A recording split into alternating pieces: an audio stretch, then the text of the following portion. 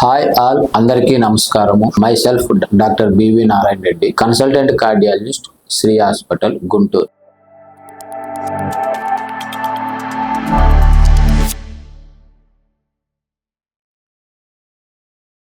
చాలా మంది కూడా డాక్టర్ గారిని సంప్రదించిన తర్వాత, అంటే లైక్ కార్డియాలజిస్ట్ ని కానీ సంప్రదించిన తర్వాత, ట్రీట్మెంట్ తీసుకున్న తర్వాత చాలా మందికి కొన్ని రకాలైనటువంటి డౌట్స్ ఉంటాయి. కానీ వాళ్ళు అవి డాక్టర్ గారి దగ్గర డిస్కషన్ చేయడానికి చాలా మంది జంకుతా ఉంటారు. అంటే గుండెకు సంబంధించినటువంటి ప్రాబ్లం ఉంది కదా, అంటే ఏదో హార్ట్ అటాక్ రిలేటెడ్ ఇష్యూస్ కానీ, లేదా హార్ట్ ఫెయిల్యూర్ అనేటువంటి కండిషన్ ఉండటం వల్ల కానీ, లేదా గుండెకు సంబంధించినటువంటి స్టెంట్ వేయించుకున్నప్పుడు కానీ, లేదా బైపాస్ అనేటటువంటి ఆపరేషన్ చేయించుకున్న తర్వాత కానీ, ఇటువంటి అన్ని కండిషన్స్ ఉన్నప్పుడు చాలా మంది కూడా ఈ సెక్సువల్ యాక్టివిటీస్ లో పాల్గొనవచ్చునా లేదా అనేటటువంటి డౌట్ చాలా మందిలో ఉండటానికి ఆస్కారం ఉంటుంది. ఎందువల్లంటే మన భారతీయ సమాజంలో ఉన్నటువంటి వాళ్ళం ఈ చిన్నప్పటి నుంచి కూడా మనకి సెక్సువల్ యాక్టివిటీ అనేటటువంటి పదాన్ని చాలా దూరంగా ఉంచడం జరిగింది. అదేదో చాలా బూతు మాటలాగా దాన్ని చాలా మంది డిస్కషన్ చేయకుండా జరుగుతూ ఉంటుంది. దాని వలన ఏమవుతుందంటే ఒక్కొక్కసారి ఈ ఎవరో చెప్పినటువంటి సలహా వలన కానీ, మిగతా వలన కానీ చాలా వరకు ఈ గుండెకు సంబంధించినటువంటి వాళ్ళు సెక్స్ లో పాల్గొనకూడదు అనేటటువంటి అపోహ చాలా రోజుల నుంచి జరుగుతూ ఉంటుంది. దాదాపు ఈ గుండెకి సంబంధించినటువంటి ఇష్యూస్ ఉన్నా కానీ దాదాపు వాళ్ళ యొక్క కండిషన్ బట్టి దాదాపు ఒక 70 నుంచి 80% దాకా వాళ్ళ యొక్క రెగ్యులర్ సెక్సువల్ యాక్టివిటీస్ లో పాల్గొనవచ్చు. అంటే సెక్సువల్ యాక్టివిటీ అనేది which is nothing but A moderate intensity exercise. అంటే మనము ఈ సెక్సువల్ యాక్టివిటీ అనేది it's almost like A brisk walking.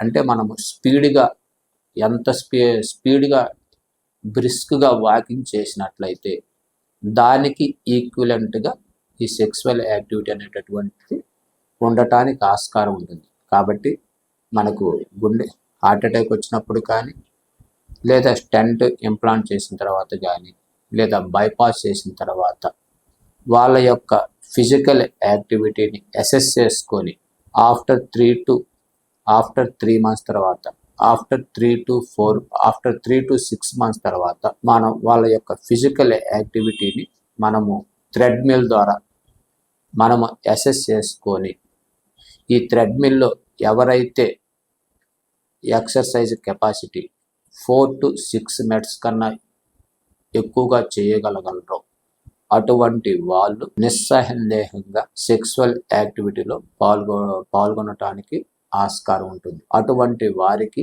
గుండెకి సంబంధించినటువంటి ప్రాబ్లమ్స్ రాకుండా ఉండటానికి ఆస్కారం ఉంటుంది. మనము చాలా రకాలైనటువంటి స్టడీస్లో కూడా జరగటం ఎందువలన అంటే గుండెకి సంబంధించినటువంటి ప్రాబ్లమ్స్ ఉన్నటువంటి వారు సెక్సువల్ యాక్టివిటీలో పాల్గొన్నప్పుడు ఒక్కొక్కసారి చనిపోవటం కూడా జరుగుతూ ఉంటుంది.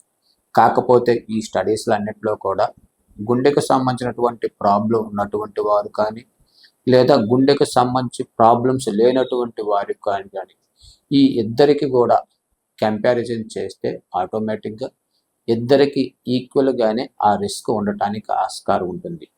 కాబట్టి ఈ హార్ట్ అటాక్ ఈ హార్ట్కి సంబంధించినటువంటి ప్రాబ్లమ్స్ దాదాపు ఇనీషియల్ స్టేజెస్లో గుండెకి సంబంధించినటువంటి ప్రాబ్లమ్స్ ఉన్నప్పుడు ఫిజికల్ యాక్టివిటీని ఇంప్రూవ్మెంట్ చేసుకొని ఎవరైతే బ్రిస్క్ వాకింగ్ చేయగలరో, లేదా స్విమ్మింగ్ కానీ, లేదా సైక్లింగ్ కానీ ఎఫెక్టివ్గా చేస్తారో అటువంటి వాళ్ళందరూ ఈ సెక్సువల్ యాక్టివిటీలో పాల్గొనటానికి ఆస్కారం ఉంటుంది. మీకు ఏదైనా డౌట్స్ ఉన్నట్లయితే, ఈ గుండెకి సంబంధించినటువంటి ఇష్యూస్ తర్వాత ఏదైనా ఈ సెక్సువల్కి సంబంధించినటువంటి డౌట్స్ ఉన్నట్లయితే అట్లీస్ట్ మీ డాక్టర్ గారిని సంప్రదించి అసలు మనం ఎటువంటి ఫిజికల్ యాక్టివిటీ ఫాలో కావాలి, మనం సెక్సువల్ యాక్టివిటీస్లో పాల్గొనవచ్చా లేదా, ఎటువంటి ప్రికాషన్స్ తీసుకోవాలి, ఇవన్నీ కూడా మీ డాక్టర్ గారిని కలిసి సంప్రదించి చూసుకోవాల్సిందిగా కోరుచున్నాను. Thank you.